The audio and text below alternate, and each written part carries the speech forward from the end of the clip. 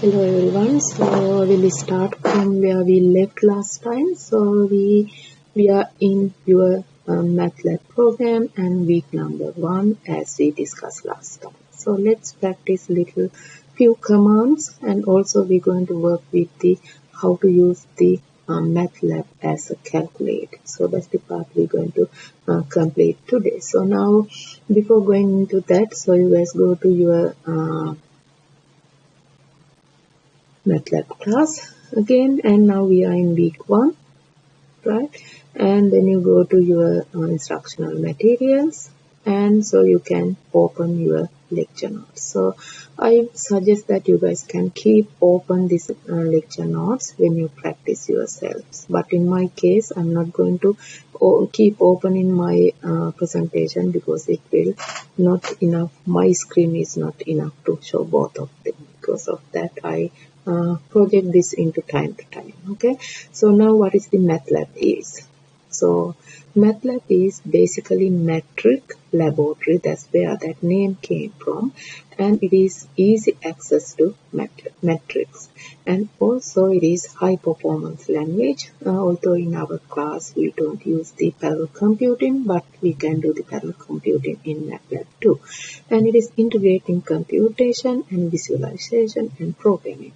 And it is a modern programming environment. Very powerful structure in built editing, debugging tools are there, and also it is object-oriented programming, and also it is very good tool for teaching and research. And it is commonly industrially used language.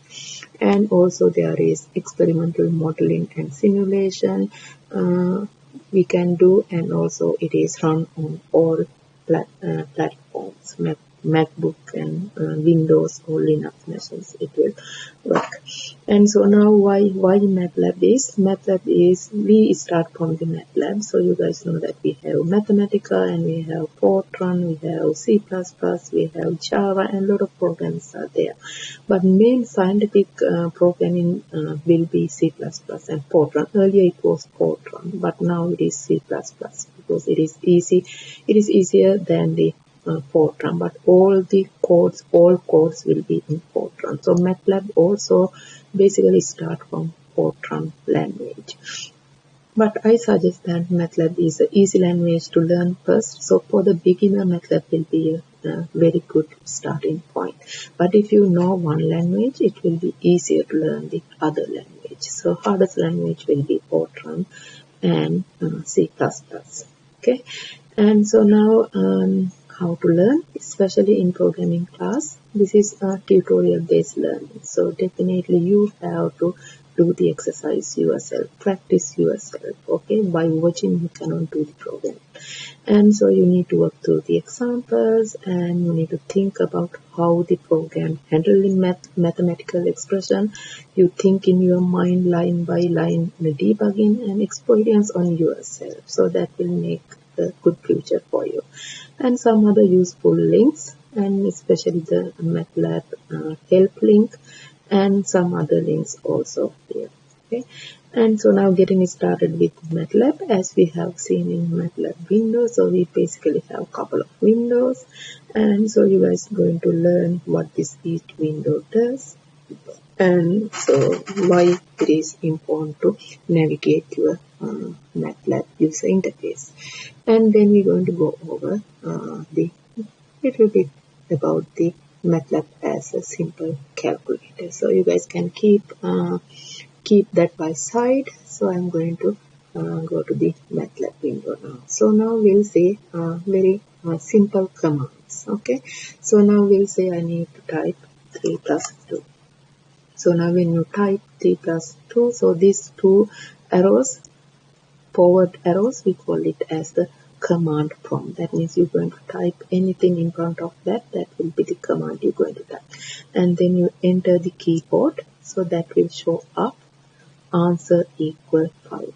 So now what you guys can see it in workspace, it will create the answer name and the value 5.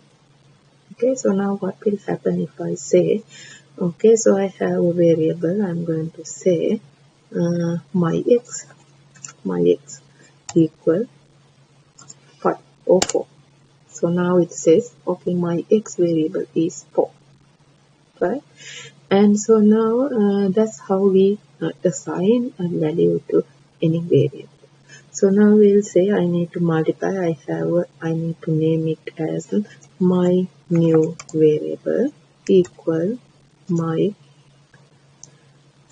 x variable times, we'll say 3, right? So you enter it.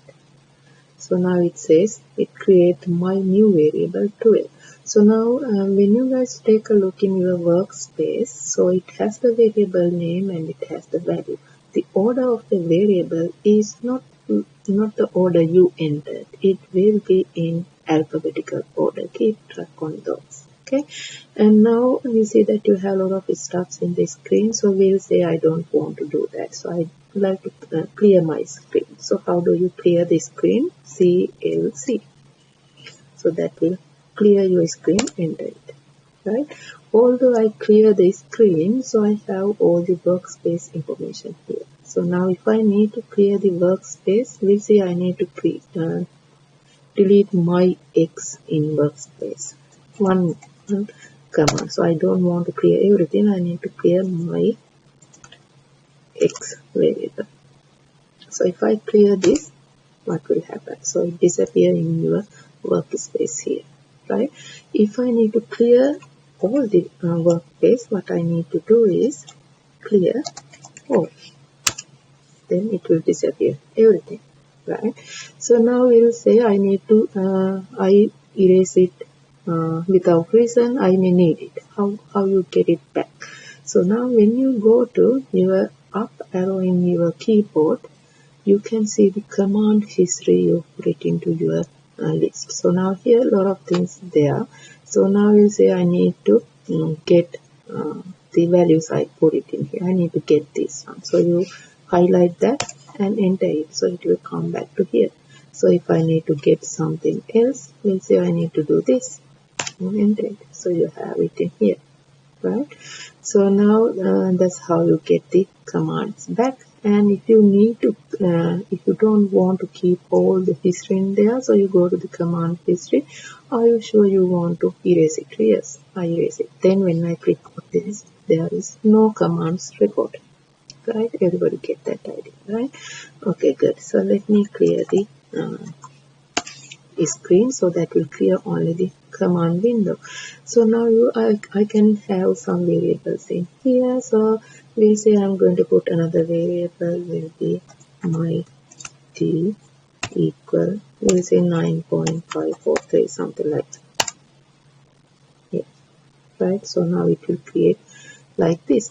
So now if you want to check what are the variables you have in here, if you type who, what will happen? So it will explain that your variables are my t, my x and my y. So it basically shows your variables in the workspace.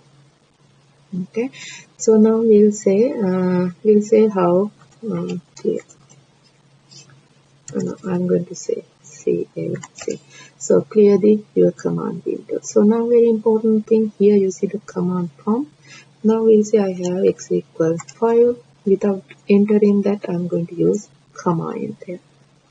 So now if I enter it, what happens? It will create the workspace x, assign the value 5, but it will not show up your value of x. So this semicolon basically will run your code, will run your line, but it will not show you the answers in there. So okay, that will stop print, keep printing that basically, right?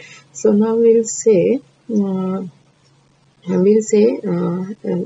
don't want this command and the command prompt in here. So if I need to skip that, you can say okay, Control C. So you can go to the next line. Okay, so and in addition to that, we'll say it will print in something no ends. So it is keep printing. As example, we'll say I have rand. So you guys don't know what is rand is. Rand is basically creating random number, right? A to the power, we'll say 8, and we'll say 2 columns. What happens if I enter this? Okay, so without semicolon, I'm going to enter it. So you guys can see that it will keep printing. So now I need to stop this. How to stop? Control C. So Control C command will kill the job. Basically, it will stop where you want. Okay, so that's why the control command is always very important. Okay, so now let's see a little bit about the how to use the calculator. So now you guys are familiar with addition sign, so you guys know that how to do the addition. 3 plus 2 is 5, and if you need to subtract 5 minus 2 will be 3, and so if you need to multiply 3 times 3 will be 9. So you guys know that if you need to divide 8 by 9, so you will get this. Right? So again, if you need to, we'll say you need to take some small function, you need to do square root, you need to do the square root sqrt, so sqrt, we'll say you need to find the square root of 4, right? So it will show you the answer 2, right? So what is the 5 symbol? So 5 answer is there. Right, so now we'll say that we have very simple command. So you use the x equal to n, right, and you use it with semicolon and enter, and then you're going to say your y equal and same time take a look, we had the x value earlier different. Now when you enter the x different value again, it will assign to the x, so your old value is disappear. That will say you have y equal some value to it. Okay, so now what happen if I replace? Okay, x equal, I'm going to say y plus 15. What happened to your x value? So it will replace, right? And so now we'll say MatLab has error message most of the time.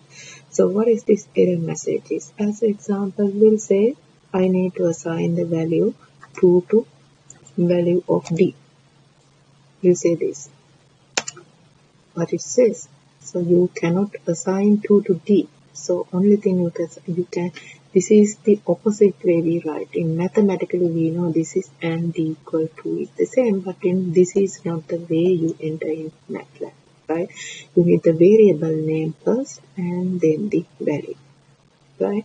And again the name, if you want to give any name, so you can start with any letter of your keyboard, right?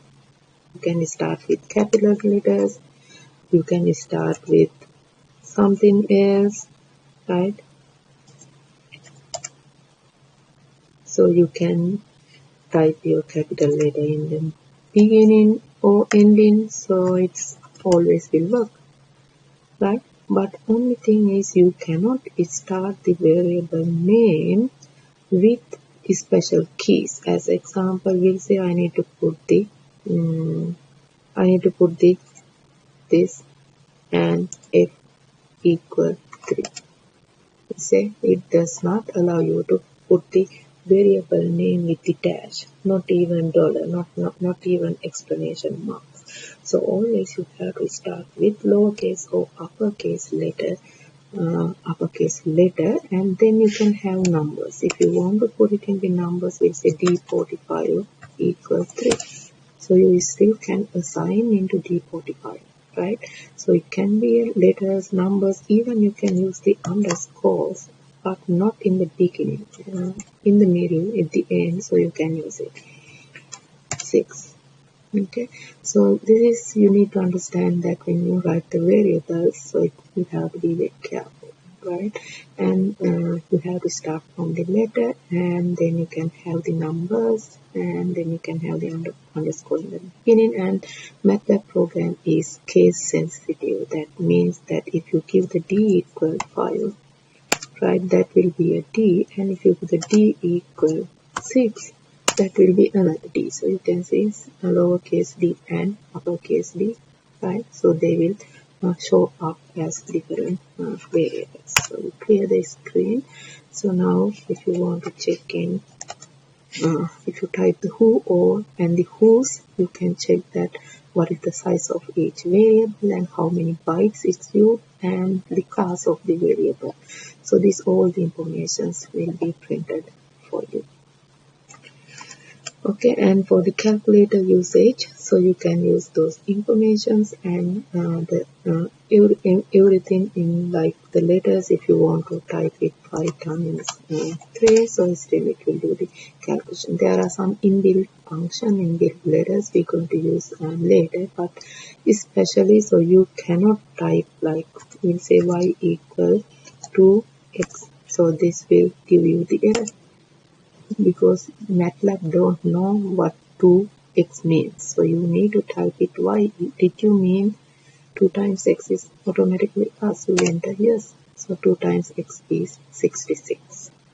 Okay, that's the idea. And also it is very important to use the order of the operation. We know that we use the parenthesis first, and then we have multiplication and division, and then you go with the addition and subtraction. As example, if you write 3 plus 2 times 3 times 3 divided by 6, so you make sure that you use the correct open and close bracket as you want. Do you do 2 times 3, or do you do 3 divided by 6 first, or you add 2 and 3 multiplied by 2? So order of operation, so you guys know what it is. So make sure that you use the enough parentheses as needed. Okay, and so in the other things you need to get an idea. As an example, if you want to get the help, so we have the help here. So as example, we say I want to check what is CLC is. So you type CLC, then it will open the MATLAB documentation and it will explain what is CLC in command, its syntax and its description, right? So it will be a good source for you to use. So this is the help button. In addition to that, you always can type here if you want help CLC. So that also will display what is the CLC command is. That is very useful when you do any programming. So now I'm going to stop here for your first class, and make sure that you work on your homework and try the things in the command window and try to understand what you have done. And here I don't have any program to save, but if you want to save these variables, you still can save it. How you do it? You can type it save. Right, when you click on save, what happens is it says save into here, and then you have it in here. Right, it will create inside here, and we'll say now you clear all. So that means everything will disappear. Okay, so that happened accidentally. I need to load them back. This one, if I need to load it back, I will just write load. Then it will load it into your screen. Okay, so I'm going to stop here. This is your lesson 1. So you guys can do your homework week 1 and quiz in week 1. Make sure that you follow all the informations I have done in here, and try yourself different function, what each function do. So you should be able to understand very easily the usage of your MATLAB program. Okay, see you guys in week number 2.